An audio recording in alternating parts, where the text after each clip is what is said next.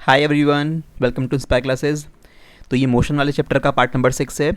Last class में हम लोगों ने एसेलरेशन वाला टॉपिक पढ़ा था, जहाँ पे मैंने आप लोगों को types of acceleration cover up करा दिए थे सारे के सारे, और कुछ क्वेश्चंस भी उसके ऊपर बेस्ड मैंने आपको कराए थे। आज हम लोग जो नेक्स्ट टॉपिक पढ़ेंगे वो ग्राफ से स्टडी करेंगे हम लोग अपना, किस यहाँ पे मोशन को जब रिप्रेजेंट कर रहा होता है किसी ग्राफ का यूज़ करके, तो वो कैसे किया जाता है, क्योंकि बहुत इंपॉर्टेंट सेक्शन है। आप देखोगे जो इक्वेशंस ऑफ मोशन आएंगी आगे, 3 इक्वेशंस ऑफ मोशन आपको पढ़नी है, उनका जो डेरिवेशन होगा वो डेरिवेशन भी हम लोग ग्राफिकल मेथड से ही सीखेंगे। इसलिए ग्राफ के बारे में जानना बहुत ज़रूरी होता है कि मोशन को हम लोग किस तरह से डिस्टेंस टाइम ग्राफ का यूज़ करके रिप्रेजेंट करेंगे, किस तरह से वेलोसिटी टाइम ग्राफ का यूज़ करके रिप्रेजेंट करेंगे। इस तरह के कुछ इंपॉर्टेंट ग्राफ्स की सिचुएशन मैं आपको सिखाऊंगा, वो आप लोगों को बहुत अच्छे से ध्यान रखनी है, ठीक है ना। अब देखो ग्राफ होता क्या है, it is a geometrical representation of two quantities on two axis, यानी एक्स एक्सिस और वाई एक्सिस पे दो क्वांटिटीज़ को अगर हम रिप्रेजेंट करते हैं तो उसको ग्राफ बोलते हैं। जैसे सपोज इस तरह से बनाया जाता है कि ये हमारे पास एक्स एक्सिस हो गया, ये हमारे पास वाई एक्सिस हो गया, ये मेरा पॉइंट हो गया ऑरिजिन, ठीक है। तो यहाँ पे अगर मैं कोई ग्राफ शो करता हूँ कि मैंने इस तरह से कोई चीज़ ड्रॉ करी है, या मैंने ऐसे स्ट्रेट लाइन में कोई चीज़ ड्रॉ करी है, तो ये कहलाता है मेरा ग्राफ। यहाँ पे हम लोग मोशन को रिप्रेजेंट करेंगे इस तरह के ग्राफ के मेथड से। यहाँ पे हमारा अक्सर टाइम रहा करेगा एक्स एक्सिस के अलोंग, और वाई एक्सिस के अलोंग या तो डिस्टेंस होगी या कभी वेलोसिटी होगी हमारे पास, ठीक है। तो इस तरह का रिप्रेजेंटेशन कहलाता है हमारे पास ग्राफिकल रिप्रेजेंटेशन ऑफ मोशन। अब ग्राफ के टाइप्स कौन कौन से हम लोगों को पढ़ने हैं, तो सबसे पहला टाइप जो हमारे पास है वो है डिस्टेंस टाइम ग्राफ का। डिस्टेंस टाइम ग्राफ को आप लोग अगर बोलना चाहो तो शॉर्ट में क्या बोल सकते हो, एक्स टी ग्राफ भी बोल सकते हो, जहाँ पे एक्स का मतलब तो डिस्टेंस से हो गया और टी का मतलब क्या हो गया, टाइम हो गया। तो एक्स टी ग्राफ आप उसको बोल सकते हैं, कोई दिक्कत नहीं है। अब इसमें कौन कौन सी सिचुएशंस हमारे पास आएंगी। First one, if the distance time graph is a straight line parallel to time axis. अगर मैं डिस्टेंस टाइम ग्राफ बनाऊं जो कि एक स्ट्रेट लाइन हो, और वो स्ट्रेट लाइन कैसी हो, टाइम वाले एक्सिस के पैरेलल हो, तो उस सिचुएशन में बोला जाता है कि ऑब्जेक्ट रेस्ट में है। जरा इस चीज़ को समझ लेते हैं हम लोग अच्छे से, कि हम लोगों ने एक्सिस बनाई दो इस तरह से, यहाँ पे हमारे पास क्या है, टाइम है, ठीक है। ये लिखना बहुत ज़रूरी होता है, ब्लैंक ग्राफ कभी नहीं बनाए जाते बच्चों। यहाँ पे हमारे पास क्या है, डिस्टेंस है। तुम लोगों ने एक्सिस के नाम शो कर लिए कि सर यहाँ पे हमारे पास डिस्टेंस आ गई वाई एक्सिस के अलोंग, और यहाँ पे हमारे पास क्या आ गया, टाइम आ गया। टाइम हमेशा आप एक्स एक्सिस के अलोंग ही रखोगे। यहाँ पे हमारे पास कभी तो डिस्टेंस आ जाएगी, कभी वेलोसिटी आ जाएगी। अब अगर जो मैं यहाँ पे ग्राफ ड्रॉ करता हूँ वो ग्राफ इस तरह से आता है। देखो ये जो अब मैंने ग्रीन कलर से लाइन ड्रॉ करी है, ये वाली लाइन टाइम वाली एक्सिस के पैरेलल जा रही है ना भाई। टाइम वाली एक्सिस और ये वाली लाइन जो है दोनों आपस में पैरेलल हैं। तो अगर इस तरह का मेरे पास ग्राफ होता है तो इससे क्या इंटरप्रिटेशन निकलता है, थोड़ा दिमाग लगाओ, सोचो ज़रा इस बात को, कि सपोज ये डिस्टेंस की कोई वैल्यू होगी, एग्जाम्पल के तौर पर इसको आप 20 मान लो अपने मन में, ठीक है। सपोज 20 वैल्यू है, 20 मीटर डिस्टेंस है। तो टाइम लगातार स्पेंड होता जा रहा है, टाइम तो स्पेंड होता जा रहा है, बट डिस्टेंस कांस्टेंट है। यानी कि जब टाइम स्लॉट सपोज करो 2 सेकंड का है, यहाँ पे वैल्यू लिखना मत आप जब बनाओगे, है ना, इन वैल्यू की कोई रिक्वायरमेंट नहीं है, आपको समझा रहा हूँ। जब टाइम 2 सेकंड का था तब आपने चेक किया डिस्टेंस कितनी थी, सर डिस्टेंस तब भी 20 मीटर थी। जब टाइम 4 सेकंड था तब डिस्टेंस 20 मीटर थी। जब टाइम 6 सेकंड का हो गया तब भी डिस्टेंस कितनी है, 20 मीटर है। दैट मीन्स कोई ऑब्जेक्ट आपसे सिर्फ एक फिक्स डिस्टेंस पे बैठा हुआ है, 20 मीटर की डिस्टेंस पे, टाइम लगातार स्पेंड होता जा रहा है। तो उस सिचुएशन में क्या बोलोगे, ऑब्जेक्ट कैसे है, रेस्ट में है भाई। जैसे आप एक ट्री के पास बैठे हो तो टाइम तो बीतता जाएगा, टाइम तो स्पेंड होता जाएगा, बट वो ट्री अपनी पोजीशन से थोड़ी ना चलेगा। तो आपके रेस्पेक्ट में वो ट्री कैसा हो गया, रेस्ट में हो गया। तो रेस्ट वाली सिचुएशन को किसी ऑब्जेक्ट के अगर डिस्टेंस टाइम ग्राफ से शो करना होता है तो कैसे शो करते हैं, एक स्ट्रेट लाइन ड्रॉ करके शो करते हैं, जहां पे वो स्ट्रेट लाइन टाइम वाले एक्सिस के पैरेलल होती है। तो अगर ऐसी सिचुएशन है then we will say that the object will be at rest, उसमें कोई मूवमेंट नहीं है। जो मैंने रेड कलर से शो किया है इसको आप नोट नहीं करोगे, ठीक है। ये तो सब आपको समझाने के लिए मैंने यहाँ पे लिखा है, तो ध्यान रहेगी बात। अगर डिस्टेंस टाइम ग्राफ में टाइम एक्सिस के पैरेलल लाइन आ जाए तो उस सिचुएशन में ऑब्जेक्ट रेस्ट में होता है। समझ में आ रही है बिल्कुल बात, टाइम स्पेंड होता जा रहा है बट डिस्टेंस चेंज नहीं हो रही है, डिस्टेंस कांस्टेंट है, एक सीधी सीधी लाइन जा रही है। इसका मतलब ऑब्जेक्ट चल ही नहीं रहा, ठीक है। चलो अब नेक्स्ट वाला जो बी पार्ट है डिस्टेंस टाइम ग्राफ में, अगर डिस्टेंस टाइम ग्राफ फिर से एक स्ट्रेट लाइन हो, बट अब की बार वो स्ट्रेट लाइन कहां से पास होकर जा रही हो, ओरिजिन से पास होकर जा रही हो, then it shows uniform motion. तो इस सिचुएशन में उस ऑब्जेक्ट का मोशन कैसा कहा जाता है, यूनिफॉर्म मोशन कहा जाता है। ग्राफ बना के देख लेते हैं, ग्राफ आपको बनाने हैं सारे, इन लाइंस को लिख के ग्राफ भी साथ साथ नोट करने हैं। वाई एक्सिस पे मैंने डिस्टेंस शो कर ली, यहाँ पे मैंने टाइम शो कर लिया, तो ये डिस्टेंस टाइम ग्राफ हुआ। अच्छा, अब यहाँ पे एक ग्राफ बनाऊंगा कैसे, ये ग्राफ में बनाऊंगा ओरिजिन से पास होके जाने वाली लाइन। मैंने स्ट्रेट लाइन बनाई है, बट ये स्ट्रेट लाइन कहाँ से पास होके जा रही है, ओरिजिन से पास होके जा रही है। तो इससे देखो क्या समझ में आता है कि हमारे पास जब टाइम स्लॉट जीरो था तो डिस्टेंस भी जीरो थी। टाइम 2 सेकेंड स्पेंड हुआ तो थोड़ा ऊपर की तरफ ट्रेस करो उसको, यहाँ पे एक पॉइंट मिला, इसको इधर की तरफ ट्रेस करो, डिस्टेंस सपोज 5 मीटर की आ गई। रेड वाले पॉइंट आप कोई भी नोट नहीं करोगे, ठीक है। फिर टाइम हमारे पास 4 सेकेंड का हुआ, इसके अकॉर्डिंग देखते हैं क्या वैल्यू आएगी। फिर हम लोग ने इधर देखा, डिस्टेंस 10 मीटर आई। टाइम 6 सेकेंड का हुआ, डिस्टेंस हमारे पास 15 मीटर की आई। आप लोगों को बात समझ में आ रही है ना, टाइम भी स्पेंड होता जा रहा है और ऑब्जेक्ट की हम लोगों से डिस्टेंस भी बदलती जा रही है। जब 2 सेकंड का टाइम स्लॉट हुआ तो ऑब्जेक्ट 5 मीटर के डिस्टेंस पे था। जब 4 सेकंड का टाइम स्लॉट हुआ तो ऑब्जेक्ट 10 मीटर पे चला गया। जब टाइम 6 सेकंड हो गया तो ऑब्जेक्ट 15 मीटर पे चला गया। यानी कि टाइम जैसे जैसे स्पेंड होता जा रहा है वैसे वैसे ऑब्जेक्ट की डिस्टेंस भी कॉन्स्टेंटली चेंज होती जा रही है। इसका मतलब वो ऑब्जेक्ट कैसे है, वो यूनिफॉर्म मोशन में है, यानी उसकी जो डिस्टेंस है वो टाइम के साथ साथ चेंज हो रही है। तो रेड वाला पार्ट तो नोट करना नहीं है। तो ग्राफ कहाँ से हमारे पास कैसा आया, ग्राफ एक स्ट्रेट लाइन आया है और ये ओरिजिन से पास होके जा रहा है। याद करो जब मैंने आपको यूनिफॉर्म और नॉन यूनिफॉर्म मोशन पढ़ाई थी तब ऐसा ग्राफ बनाया था। डिस्टेंस टाइम ग्राफ अगर ओरिजिन से पास होके जाने वाली एक ऐसी स्ट्रेट लाइन होता है तो उसका मतलब ऑब्जेक्ट रेस्ट में है, तो आंसर नहीं, रेस्ट में नहीं है, चल रहा है। कैसी मोशन है, और यूनिफॉर्म मोशन होती है, ठीक है।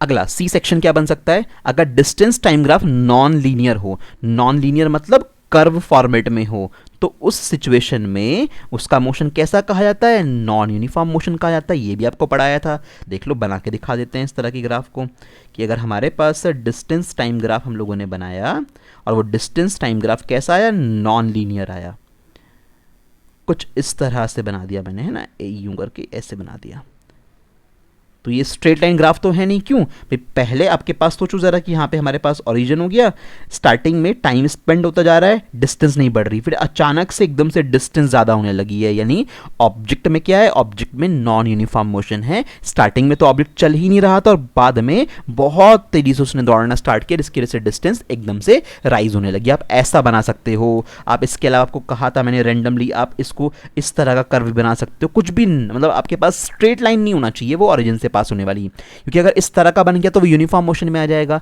इसके अलावा कोई भी आप टेढ़ा मेढ़ा पाथ बना दीजिए, वो क्या शो करेगा, नॉन यूनिफॉर्म मोशन को शो करेगा। और बच्चों ध्यान रखना, एक्सिस जब भी बनाते हो तो इन एक्सिस पे ये लिखना जरूरी होता है कि ग्राफ किन दो चीजों के बीच में बनाया गया है। अगर ये ब्लैंक है, इनमें कुछ नहीं लिखा, तो ग्राफ 0 नंबर मिलेगा, उसका कोई मीनिंग नहीं है, उसका रीड करने का कोई मतलब ही नहीं बनता है। आपको यही नहीं पता कि ग्राफ किन दो क्वांटिटीज के बीच में है तो उस ग्राफ का कोई मीनिंग नहीं रह जाता, तो ध्यान रखना इस बात का। तो नॉन लीनियर ग्राफ है, यानी कर्व फॉर्मेट में, तो कैसा मोशन शो करेगा, नॉन यूनिफॉर्म मोशन शो करेगा, ठीक है। 3 सेक्शन हमें समझ में आए इसके। नेक्स्ट सेक्शन की बात करें तो बात आती है slope of distance time graph. This is very very important, क्योंकि ये आपके काफ़ी काम आएगी न्यूमेरिकल सॉल्व करने में। डिस्टेंस टाइम ग्राफ की स्लोप से क्या मतलब है, अब देखो स्लोप कैसा मतलब होती है। अगर मैं ऐसी नॉर्मली ग्राफ बना रहा हूँ, मैंने यहाँ पे 2 लाइन बनाई, एक ए ऐसे बनाया, बी ऐसे बनाया। अब ध्यान से देखो कि जो बी है उसने तो कम एंगल बनाया हुआ है, और जो ए है, ए ने एक्स एक्सिस से ज़्यादा एंगल बनाया हुआ है। मान लिया ये एक्स एक्सिस है और ये वाई एक्सिस है।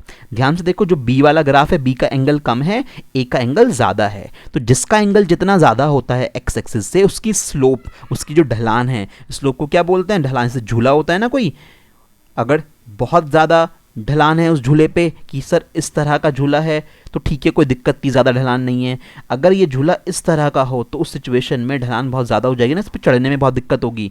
तो सिंपल सा स्लोप का मीनिंग यही होता है कि जो पर्टिकुलर ग्राफ एक्स एक्सिस से जितना ज़्यादा एंगल बनाता है उसकी स्लोप उतनी ही ज़्यादा होती है। तो यहाँ पे ए की स्लोप किससे ज़्यादा नज़र आ रही है, बी की स्लोप से ज़्यादा नज़र आ रही है। ये तो मैंने तुम्हें स्लोप का मीनिंग समझाया रफली, इसको नोट करने की जरूरत नहीं पड़ेगी।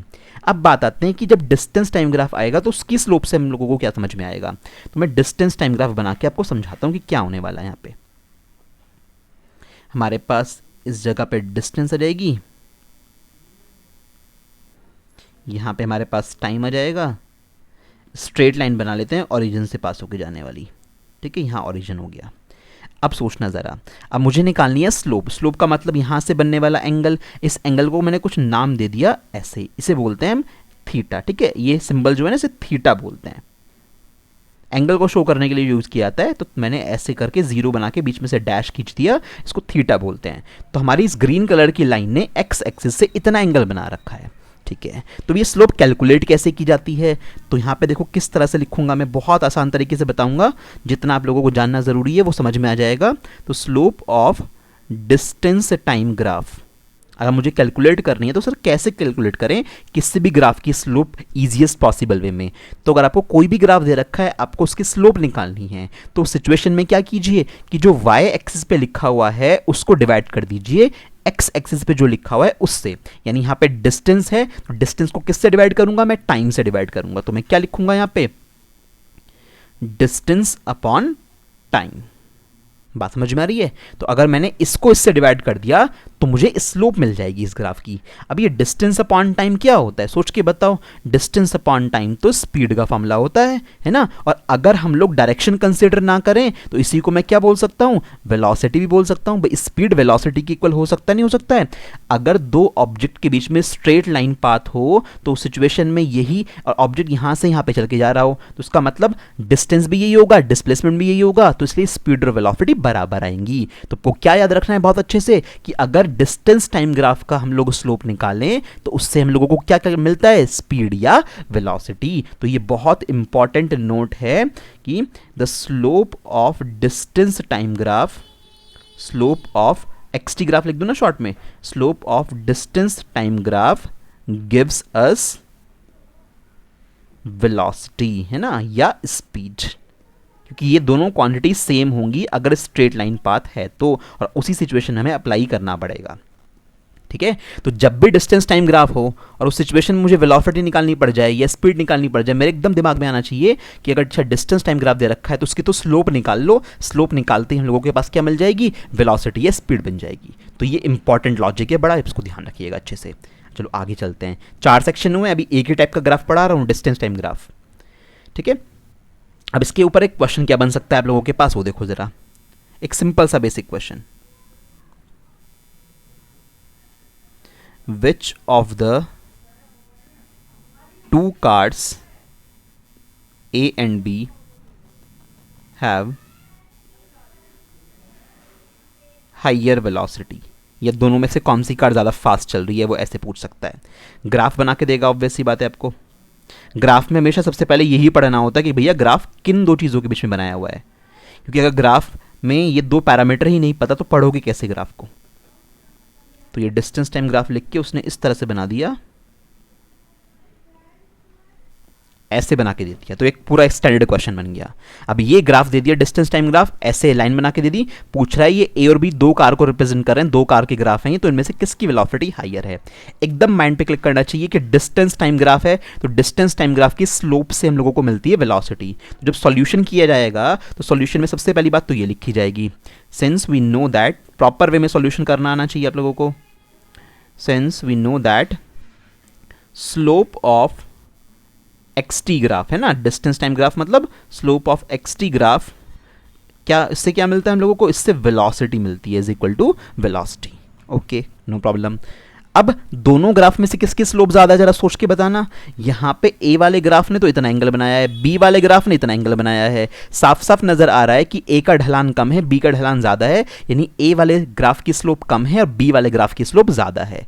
तो लिखेंगे सेंस स्लोप जो आ रही है हमारे पास वो बी वाले की ज़्यादा आ रही है, किस वाले से, ए वाले से ज़्यादा है वो स्लोप।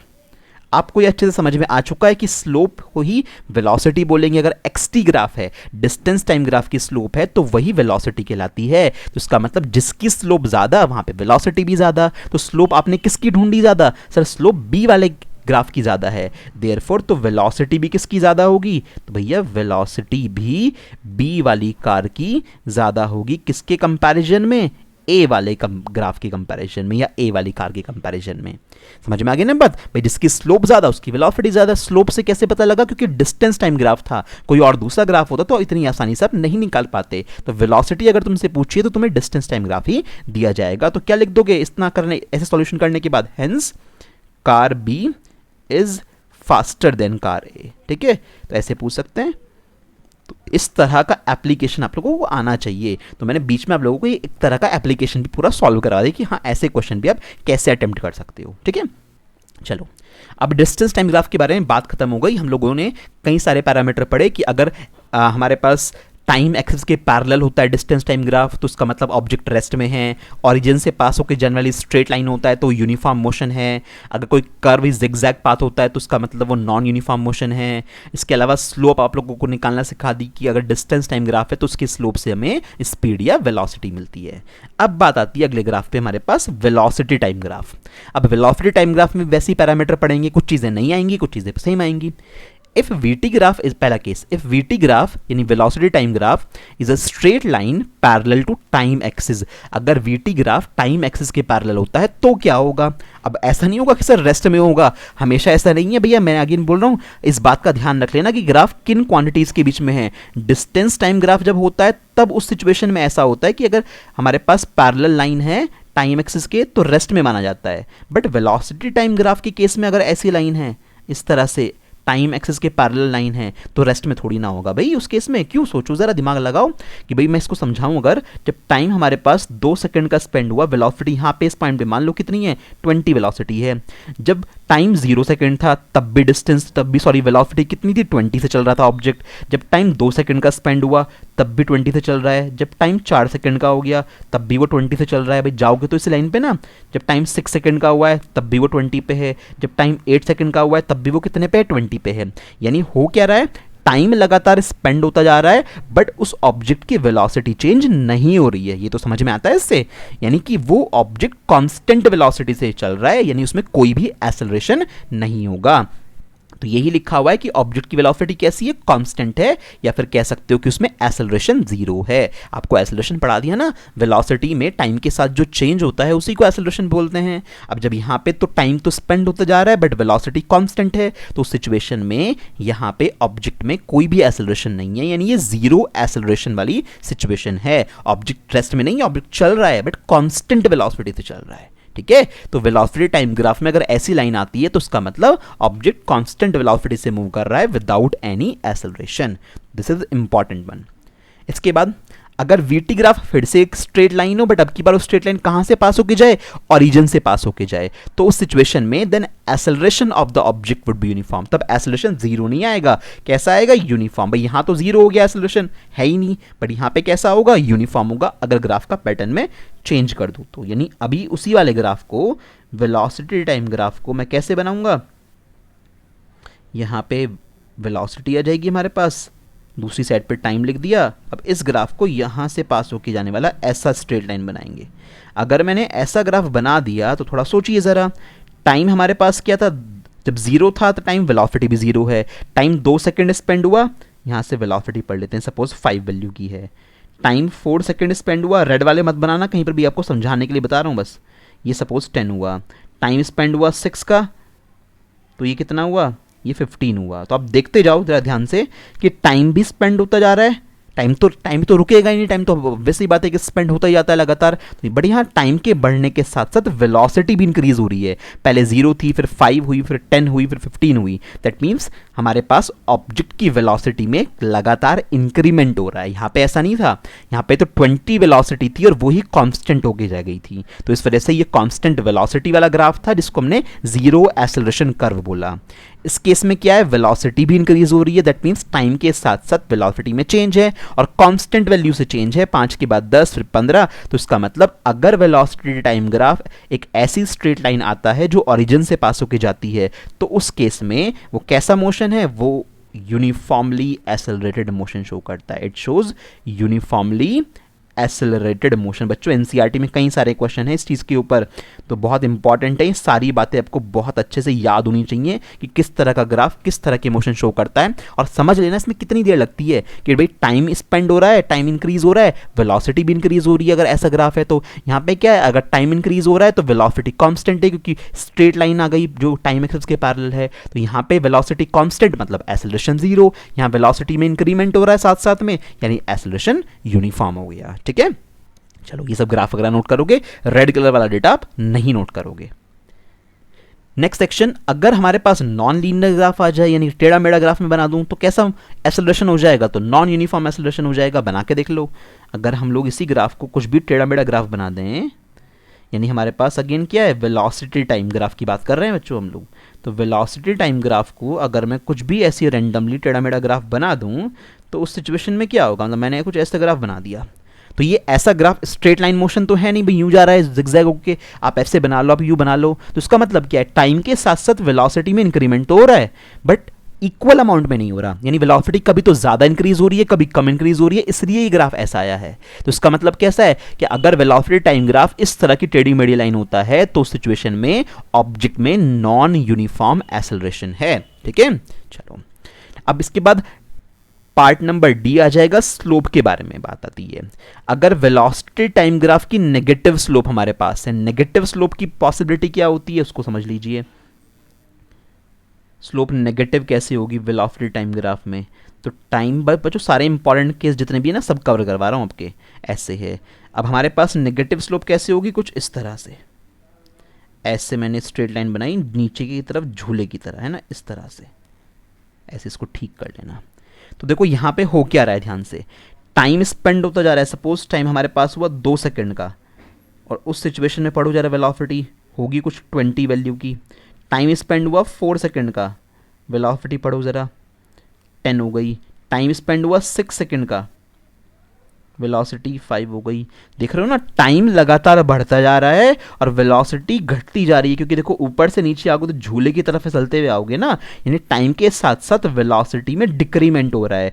यहाँ पे वेलोसिटी क्या हो रही है, वेलोसिटी डिक्रीज हो रही है ऑब्जेक्ट के टाइम के साथ साथ। अगर वेलोसिटी डिक्रीज होती है ऑब्जेक्ट के टाइम के साथ साथ, मतलब क्या है, रिटार्डेशन की कंडीशन है। रिटार्डेशन बताया था ना, नेगेटिव एक्सेलरेशन जिसको बोलते हो, तो रिटार्डेशन की कंडीशन है, यानी उस ऑब्जेक्ट पर, उस व्हीकल पर ब्रेक लगा दिए गए हैं। अब धीरे धीरे धीरे धीरे क्या होता जा रहा है, उसकी स्पीड घटती जा रही है और फाइनली क्या हो जाएगा, कुछ देर के बाद आके रुक जाएगा। तो टाइम के साथ साथ अगर वेलोसिटी वाला ग्राफ ऐसे डाउनवर्ड स्लोप वाला है तो उस सिचुएशन में रिटार्डिंग मोशन को शो करेगा वो। ठीक, ये भी इंपॉर्टेंट केस है, एमसीक्यूज में पूछ लिया जाता है इसको।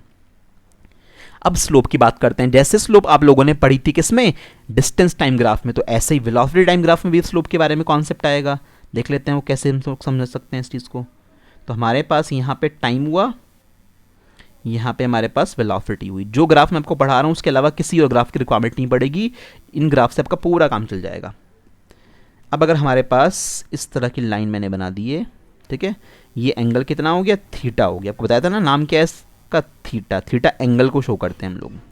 तो स्लोप निकालनी है। स्लोप निकालने का सिंपल फंडा क्या बताया था कि भाई अगर जिस ग्राफ की भी स्लोप निकालनी है तो इस वाली क्वांटिटी को इस वाली क्वांटिटी से डिवाइड कर दो, सिंपल। ठीक है, तो यही काम करते हैं। तो अगर मुझे स्लोप निकालनी है इस वेलोसिटी टाइम ग्राफ की, तो मैं क्या लिखूंगा, स्लोप ऑफ वीटी ग्राफ, है ना, रिजल्ट बड़ा इंपॉर्टेंट आएगा। Slope of VT graph is equal to, sir velocity को आप टाइम से डिवाइड कर दीजिए, वेलोसिटी अपॉन टाइम। और याद करके बताओ वेलोसिटी अपॉन टाइम क्या होता है भाई, change in velocity upon time बोल लो क्या होता है, एक्सेलरेशन होता है। यस और नो? तो इसका मतलब क्या है कि अगर मुझे कभी एक्सेलरेशन पता करना हुआ वेलोसिटी टाइम ग्राफ से तो मैं उसकी स्लोप निकाल लूंगा। तो वीटी ग्राफ की स्लोप से एक्सेलरेशन मिलता है, और अगर एक्सटी ग्राफ हो उसकी स्लोप से क्या मिलता है, वेलोसिटी या स्पीड, है ना। तो अगर एक्सटी ग्राफ है तो उसकी स्लोप निकालोगे तो आपको वेलोसिटी या स्पीड मिलेगी। अगर वेलोसिटी टाइम ग्राफ है, वीटी ग्राफ है, इसकी स्लोप निकालोगे तो एक्सेलरेशन मिलेगा। This is important one, I will use it multiple times. आपके डेरिवेशन जो होंगे ना इक्वेशन ऑफ मोशन के, वहां पर भी ये काम आएगा कि वीटी ग्राफ की स्लोप मैं डायरेक्ट लिखूंगा कि एक्सेलरेशन की इक्वल होती है। इसके बाद area under velocity time graph. Area मैंने पहले निकाल के नहीं दिखाया था जब एक्सटी ग्राफ पढ़ा था, क्योंकि वहाँ पे रिक्वायरमेंट नहीं थी, क्योंकि वहाँ पे एरिया से कोई नई टर्म नहीं बनेगी। बट यहाँ पे वीटी ग्राफ के अंदर हम लोग एरिया भी कैलकुलेट कर सकते हैं। इस पे आपको न्यूमेरिकल देखने को मिलेंगे, आगे मैं कराऊंगा ऐसे क्वेश्चन। तो एरिया अगर हो तो क्या मतलब होता है, जरा समझ लेते हैं इस चीज़ को भी।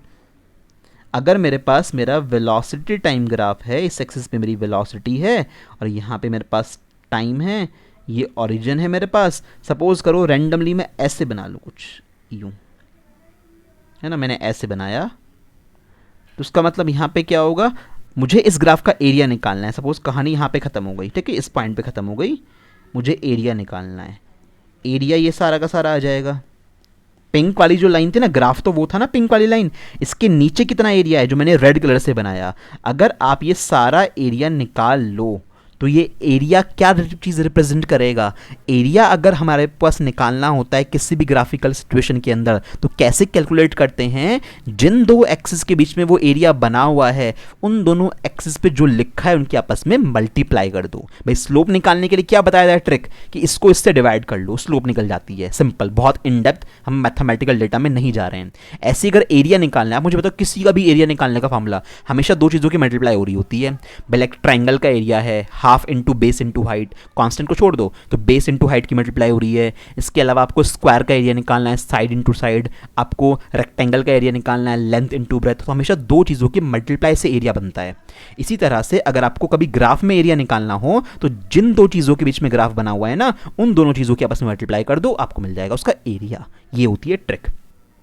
तो एरिया अंडर निकालते देखते हैं क्या आएगा, वीटी ग्राफ। क्या लॉजिक बताया सर, एरिया कैसे निकलेगा, जिन दो चीज़ों के बीच में ग्राफ है उनकी आपस में मल्टीप्लाई कर दो। तो वेलोसिटी की किससे मल्टीप्लाई कर दें, वेलोसिटी की टाइम से मल्टीप्लाई कर दीजिए, तो वेलोसिटी मल्टीप्लाई बाय टाइम।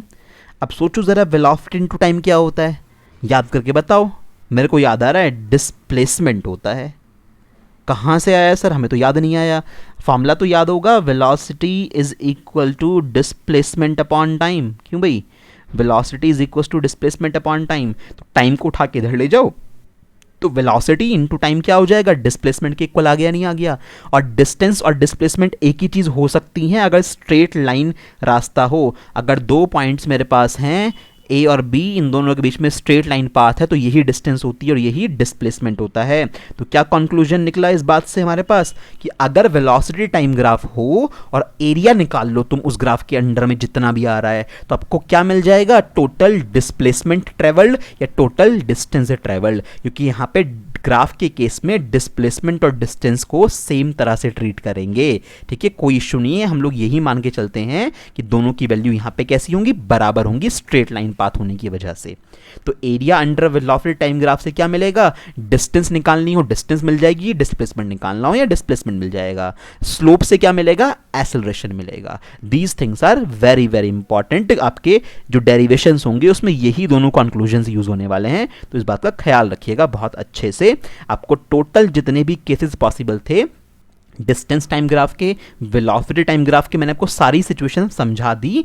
एक बार इस वीडियो को फिर से रिपीट करके ग्राफ फिर से पढ़ लेना, क्योंकि बच्चों ये सेक्शन बड़ा इंपॉर्टेंट है, क्योंकि ये अगर आपको आता होगा तो आपके बहुत सारी आगे की प्रॉब्लम्स बड़े आराम से रिजॉल्व हो जाएंगी। ठीक है, चलो अब एक क्वेश्चन पे आते हैं। हमारे पास यहाँ पे क्वेश्चन है, 4 cars A, B, C and D are moving on a level road. Level road का मतलब क्या है, ऊंची नीची रोड नहीं है, बिल्कुल फ्लैट रोड है, उस पर 4 कार जा रही है।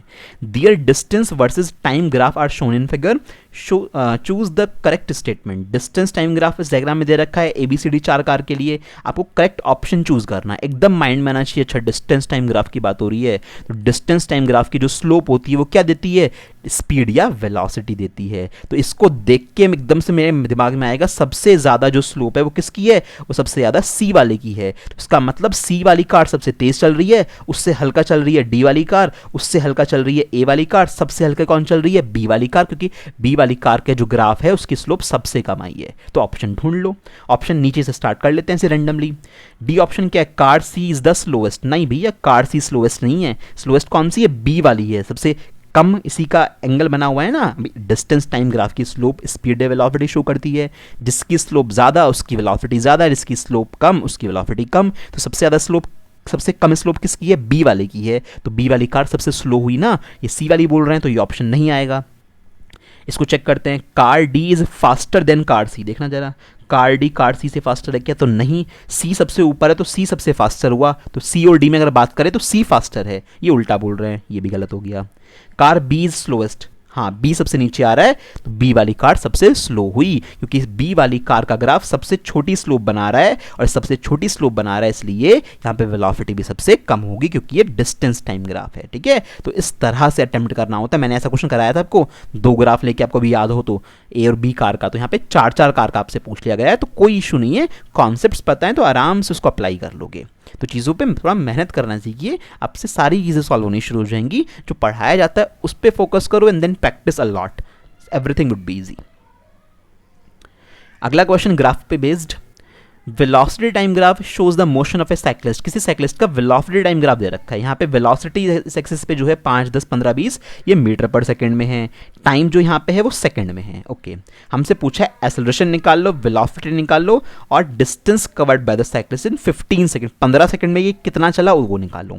अब एक्सेलरेशन पूछ लिया, एकदम से आपके माइंड में बल्ब जलना चाहिए कि भैया वेलोसिटी टाइम ग्राफ का अगर स्लोप निकाल लिया जाता है तो वही क्या होता है, एक्सेलरेशन होता है। तो इस ग्राफ की स्लोप निकाल लो एक्सेलरेशन निकालने के लिए एकदम से। तो फर्स्ट पार्ट क्या है, एक्सेलरेशन निकालना है, तो क्या लिखोगे, slope of VT graph is equal to acceleration, है ना। ये बात तो समझ ली आप लोगों ने अच्छे से।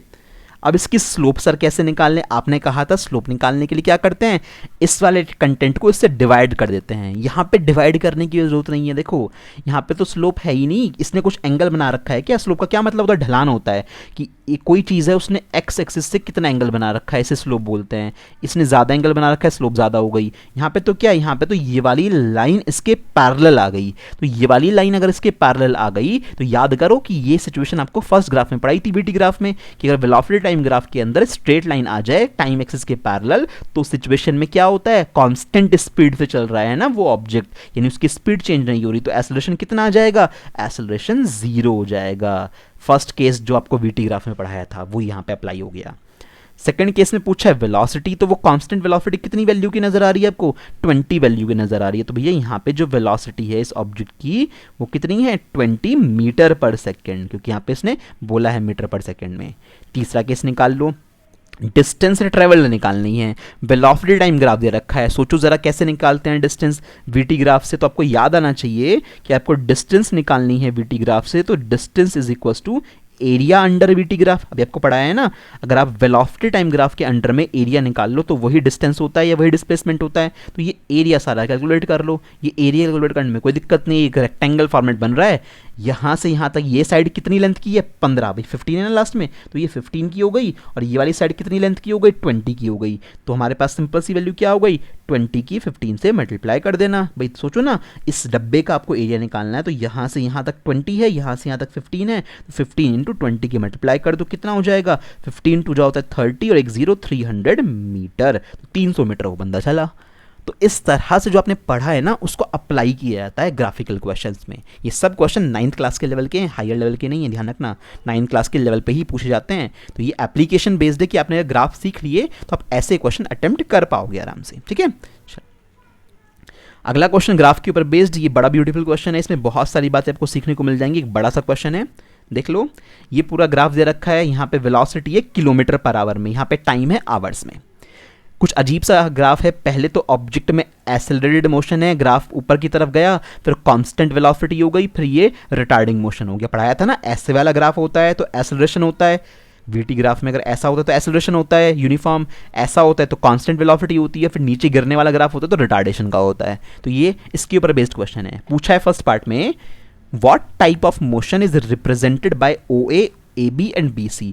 OA, AB और BC इन तीनों सेक्शन से किस किस तरह का मोशन रिप्रेजेंट होता है। तो ये फर्स्ट पार्ट तो मैं यहीं पे ऊपर सॉल्व कर देता हूँ, इसको आप नोट कर लेना। तो फर्स्ट पार्ट में OA वाले सेक्शन से, OA वाले से कैसा मोशन रिप्रेजेंट हो रहा है भाई, इसका मतलब VT ग्राफ में ऐसी लाइन आई है तो टाइम बढ़ रहा है तो उसके साथ क्या हो रही है, वेलोसिटी भी इंक्रीज हो रही है। ये ऐसी वाली लाइन क्या शो करती थी, ऐसी वाली लाइन शो करती थी कि यूनिफॉर्मली एक्सेलरेटेड मोशन है। तो यहाँ पे क्या लिखूंगा, VT ग्राफ में अगर OA वाला सेक्शन पूछा है तो ये क्या है, यूनिफॉर्मली एक्सेलरेटेड, आप पूरा लिख लेना स्पेलिंग, यूनिफॉर्मली एक्सेलरेटेड मोशन है, ठीक है। फिर इसमें AB वाला सेक्शन पूछा है, ये कैसी मोशन है, तो AB वाले सेक्शन में ऑब्जेक्ट कांस्टेंट वेलोसिटी चल रहा है ना, बट टाइम तो 2 से 4 घंटे का हो गया, बट A से B तक के रीजन में उसकी वेलोसिटी कितनी रही, 40 पे मेंटेन रही। तो क्या लिखोगे AB वाले सेक्शन में, यहाँ पे 0 एक्सेलरेशन वाला सिचुएशन है। तो अगर ऑब्जेक्ट में कांस्टेंट वेलोसिटी है तो एक्सेलरेशन कैसा हो गया, 0 हो गया। उसके बाद BC वाला सेक्शन लिखना है। अब B से C की तरफ नीचे की तरफ जा रहे हैं झूलते हुए, तो ऐसी सिचुएशन कैसी होती है, रिटार्डेशन वाली होती है। तो यहाँ पे कैसा मोशन है, रिटार्डिंग मोशन है, this is retarding motion.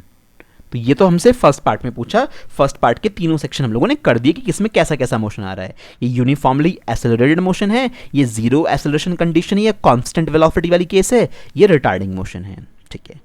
Calculate acceleration with in first 2 hours and last 2 hours. शुरू के 2 घंटे में एसेलरेशन पूछा है, लास्ट के 2 घंटे में पूछा है। सोचो सेम ही तो होगा, शुरू के 2 घंटे में भी ग्राफ कहाँ तक गया है, 40 तक गया है। लास्ट के 2 घंटे में भी ग्राफ कहाँ से उतर के आया था, 40 से नीचे उतर के आया था। तो ये वाला सेक्शन और ये वाला सेक्शन बराबर ही आएगा। अब बात आती है एसेलरेशन निकालने कैसे। एसेलरेशन निकालने का सबसे सिंपल लॉजिक क्या होता है, सबसे सिंपल लॉजिक आप लोगों को बार बार यही बताया है कि आप लोग जो इस एक्सिस पे लिखा हुआ है इसको डिवाइड कर दीजिए जो इस एक्सिस पे लिखा हुआ है उससे। तो यहाँ पे फर्स्ट 2 आवर्स और लास्ट 2 आवर का एसेलरेशन बराबर आएगा। निकालेंगे कैसे उस चीज़ को देख लेते हैं। तो सेकेंड पार्ट में क्या लिखोगे आप, सबसे पहले स्लोप ऑफ वीटी ग्राफ से हम लोगों को क्या मिलता है, एसेलरेशन मिलता है। ठीक है, सेंस लगा के लिख देना। So acceleration in first 2 hours and last 2 hours, दोनों में सेम ही एसेलरेशन आने वाला है। तो कैसे लिखेंगे, वो होगा वेलोसिटी अपॉन टाइम, है ना, चेंज इन वेलोसिटी लिख लेना ऊपर। अब कैसे लिखे, वेलोसिटी अपॉन टाइम कहाँ से लेके आए, सोचो ज़रा। अब जब शुरू के 2 घंटे स्पेंड हुए थे तो यहाँ पे जब आपके पास यहाँ से यहाँ तक आप गए शुरू के 2 घंटे में, ओ से ए पे गए, तो ओ पे वेलोसिटी कितनी थी, 0 थी। ए पे जाते थे कितनी हो गई, 40 हो गई। तो 40 माइनस 0 करूँगा ना तो ऊपर क्या आएगा, ऊपर आएगा 40 माइनस 0 अपॉन में टाइम कितना आएगा, टाइम कितना है, 2 घंटे का है भाई। ऊपर तो ये आ गया, नीचे टाइम 2 आवर्स का आ गया। कितनी वैल्यू है, 20। 20 क्या, एसेलरेशन। तो क्या आएगा, किलोमीटर पर आवर स्क्वायर। क्यों, मीटर पर सेकंड स्क्वायर मत लिख देना क्योंकि यहाँ पे किलोमीटर पर आवर है और यहाँ पे भी आवर है। तो क्या आएगा, kilometre per hour square. No problem, यहाँ पे आप छोड़ सकते हो। ठीक, तीसरा सेक्शन करते हैं जरा इसका। थर्ड सेक्शन हमारे पास क्या है, find out the distance travelled by the car from A to B. A से लेके बी तक के रीजन में इसने कितना डिस्टेंस ट्रेवल किया है। अब वेलोसिटी टाइम ग्राफ दे रखा है, डिस्टेंस के बारे में पूछ रहे हैं, तो क्या करूंगा मैं, ए टू बी के अंडर में जितना भी एरिया है ये निकाल दूंगा। तो अगर ए टू बी के अंडर में जितना एरिया ये मैंने निकाल दिया, ये वाला एरिया, तो मेरे पास डिस्टेंस रहेगी और ये एरिया आराम से निकल जाएगा। रेक्टेंगल जैसी शेप नजर आ रही होगी। ठीक है, इस रेक्टेंगल का एरिया कैसे आएगा, यहाँ से यहाँ तक की वैल्यू। भाई ये वाली वैल्यू बताओ कितनी है, ये लेंथ 2 से 4 तक, ये लेंथ कितनी होगी, 2 वैल्यू की होगी। इसकी कितनी यूनिट होगी, 2। 4 मत बोल देना, 2 से लेके 4 तक कितना होगा, ये 2 यूनिट का होगा। और जो यहाँ से लेके यहाँ तक की वैल्यू है, ये हाइट कितनी होगी इसकी, ये 40 हो जाएगी हमारे पास। समझ में आ रही है ना बात। तो इस तरह से इसको अटेम्प्ट करने वाले हैं। तो क्या लिखेंगे, distance covered from A to B is equal to, कैसे निकालेंगे, सिंपल सी बात है कि सर वेलोसिटी को टाइम से मल्टीप्लाई करके निकाल दोगे। तो ए टू बी जब गया तो उसके पास वेलोसिटी उस टाइम कितनी थी, 40 थी। ठीक है, तो हमारे पास 40 वेलोसिटी है, 40 किलोमीटर पर आवर, है ना, मल्टीप्लाई बाय टाइम। टाइम कितना है, ए से बी तक में कितना टाइम खर्च हुआ, 2 से लेके 4 घंटे। तो 2 से लेके 4 घंटे के बीच में कितना गैप आया, 2 आवर्स का गैप आया। तो कितना हो जाएगा मल्टीप्लाई में, 2 आवर्स। ठीक है, आवर से आवर कैंसिल हो गया, तो यहाँ से कितना हुआ, 80 किलोमीटर। तो 80 किलोमीटर उसने डिस्टेंस ट्रेवल करी है ए से बी तक जाने में। तो ए से बी तक में कितने डिस्टेंस आ गई, 80 किलोमीटर की आ गई। डन।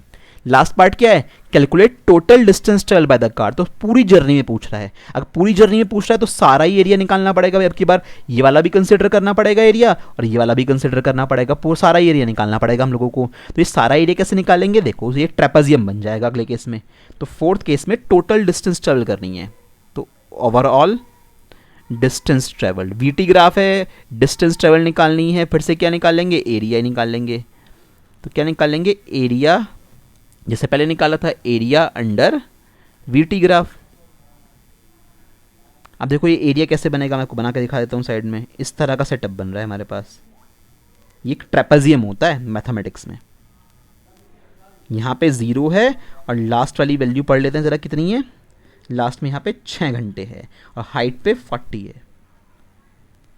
यहाँ पे 6 है और हमारे पास अगर इनकी बात करें तो यहाँ पे क्या वैल्यू मैक्सिमम, ये है 40, है ना, ऐसे हो गई मेरे पास वैल्यू। और यहाँ पे हमारे पास कितना था, 2 था, यहाँ पे कितना था, 4 था। तो मैंने ये सारी वैल्यू मुझे ज़रूरत पड़ेगी इसलिए मैंने यहाँ पे लिख दिया। तो यहाँ पे 2 था, यहाँ पे 4 था। ठीक, तो इसका मतलब देखो हमारे पास जो पैरेलल साइड्स हैं कौन कौन सी हैं, एक तो ये वाली साइड इसके पैरेलल है। ठीक है, इस पूरी साइड की लेंथ कितनी है, इस पूरी साइड की लेंथ 6 यूनिट की है।